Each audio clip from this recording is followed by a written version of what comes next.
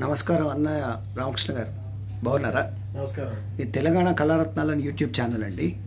మీరు కళాకారులను అందరినీ నేను ఇంటర్వ్యూ చేస్తున్నాను. చాలా సంతోషం. ఇప్పుడు మీ వయసు ఎంత?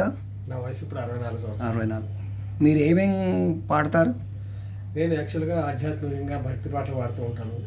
యాక్చువల్గా డివోషనల్గా అంటే ఘంటసాల గారి భక్తి పాటలు, బాలసుబ్రహ్మణ్యం గారి భక్తి పాటలు, తర్వాత అన్నమాచార్య కీర్తనలు, రామదాస్ కీర్తనలు, ఇది కాకుండా స్వీయ రచనలు కూడా చాలా చేశాను. నేను చేశారా? ఒక 40 పాటల దాకా సొంతంగా రాశాను, స్టూన్ కట్టాను. ఈ భజనలకు కూడా వెళ్తుంటారా? భజనలు కూడా పిలిస్తే వెళ్తుంటారా? కొన్ని నేను ఆ మధ్య కొన్ని సొంతంగా కొన్ని ఆర్గనైజ్ చేశారా?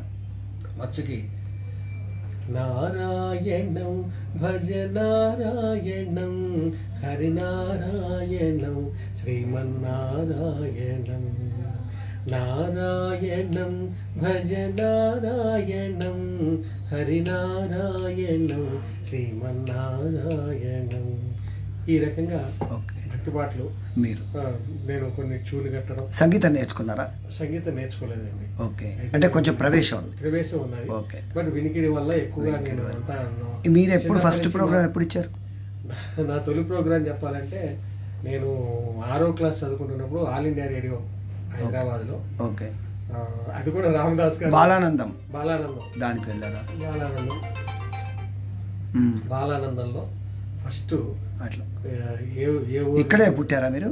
హైదరాబాద్ పుట్టింది గోదావరి జిల్లా. ఓకే, బట్ అంతా ఎస్టాబ్లిష్ అయింది. ఎన్ని సంవత్సరాల నుంచి ఉంటున్నారు? దాదాపుగా ఇక్కడ 40 సంవత్సరాలు దాటింది. హైదరాబాద్లో 40 సంవత్సరాలు దాటింది. ఓకే, 1983లో. మన ఎక్కడెక్కడ మన రాష్ట్రంలో ఎక్కడెక్కడ ఇచ్చారు ప్రోగ్రామ్స్? ఇక్కడ మనం వేములవాడ, బాసర, ఓకే, తర్వాత శ్రీశైలం, ఓకే, కొండగట్టు, ఓకే, తర్వాత సికింద్రాబాద్ మహాకాళి దేవాలయం, ఓకే, మన విజయ గణపతి దేవాలయం RTC cross road, okay, Secunderabad మన మల్కాజ్గిరిలో అష్టభుజి టెంపుల్. మీకేమన్నా సంస్థ ఉందా?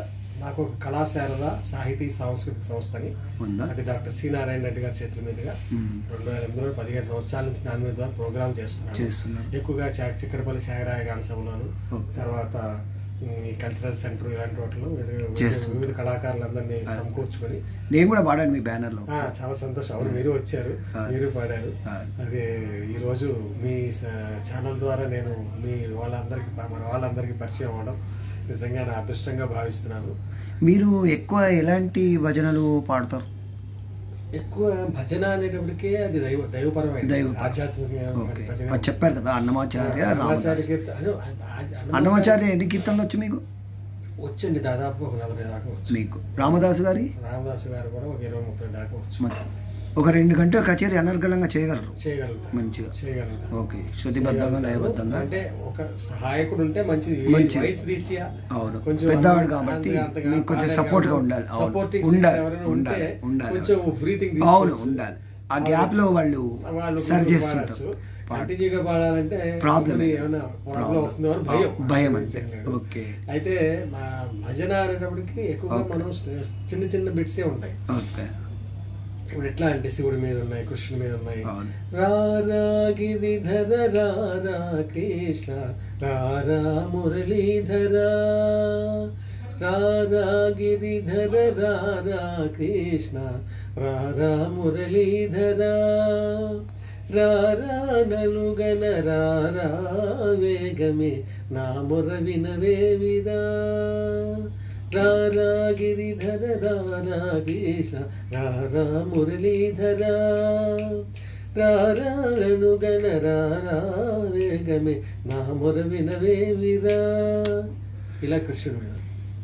మీరు ఇతర సంస్థలతో కూడా పాడుతుంటారు? ఇతర సంస్థల వాళ్ళు కూడా పిలుస్తుంటారు. అంటే ఇలా ఎక్కువ ఘంటసాల పాటలు పిలుస్తారు. ఘంటసాల గారు అంటే ఇప్పుడు వెంకటేశ్వర స్వామి మీద పాడి, శివుడి మీద, ఆయన అన్ని ఎన్నో రకాలైన పాడారు. ఇప్పుడు ఉండే సంగీతం గురించి మీ అభిప్రాయం ఏంటి?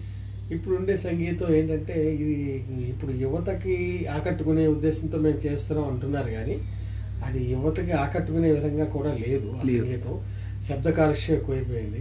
మనకి ఇన్స్ట్రుమెంట్ సౌండ్ తప్ప గాత్రం యొక్క మాధుర్యం తెలియట్లేదు. ఇప్పుడు శృతి లేదు. బాలసుబ్రహ్మణ్యం గారు ఉన్నంత వరకు కాస్త పర్వాలేదు అనిపించింది. వారు ఎప్పుడైతే నిష్క్రమించారో రంగం నుంచి ఇంకా ఎవరు ఏం పాడుతున్నారో కాస్త గొంతు ఉంటే చాలు నేను పాడకుండా అని చెప్పి పాడేస్తున్నారు. ఇప్పుడు పాడేవాళ్ళు ఎక్కువైపోయారు, విజిటర్స్ తక్కువైపోయారు. అదే వచ్చింది బాధ. ఇప్పుడు ఏంటంటే అక్కడ ఉండే ప్రేక్షకుల్లో కూడా వెనకటికి ఒక సామెత ఉంది. మొత్తం ఒక ప్రోగ్రాం జరిగింది, ఆ ప్రోగ్రాం అంతా అయిపోయాక కూడా అందరూ లేచి వెళ్ళిపోయారు, కాబట్టి ఒక ముగ్గురు మాత్రం ఆగిపోయారట. ఆవిడ చెప్పి ఆ పాట పాడే ఆయన, బాబు మీ ముగ్గురికి చాలా ధన్యవాదాలు, ప్రోగ్రాం అయ్యేదాకా ఉన్నారు, చాలా సంతోషంగా. అయ్యా మేము ప్రేక్షకులం కాదండి, మేము ఆ షామియానా బల్లలు రావండి, మీరు మాడే మైక్ రాదండి, తర్వాత ఇక్కడ కూర్చున్న తివాసి రాదని, మీరు అయిపోతే మేము తీసుకెళ్దామని ఆగే ఉన్నాం. అంటే అట్లాంటి పరిస్థితి ఉన్నది. అట్లాంటి పరిస్థితి పోవాలి.